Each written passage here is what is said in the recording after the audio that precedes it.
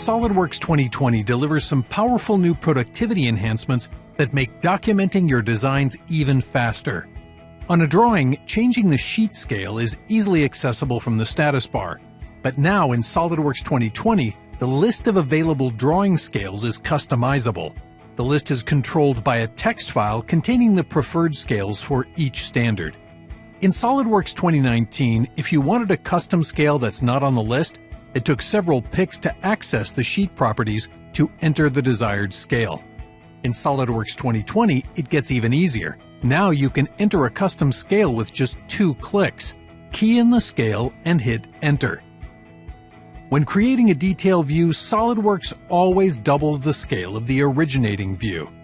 Now, changing a specific view's scale from the Property Manager is directly accessible, requiring fewer picks than SOLIDWORKS 2019.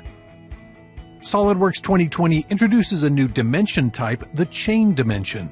Similar to the baseline dimension, you select the Start and continue to add dimensions between items of interest, and SOLIDWORKS chains together a stack of dimensions.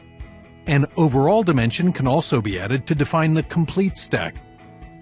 If dimensions are deleted from the chain, the other dimensions adjust, including the overall dimension. The chain dimension can be converted to a baseline dimension and vice versa. And now both the chain and baseline dimensions can be used in the sketch environment.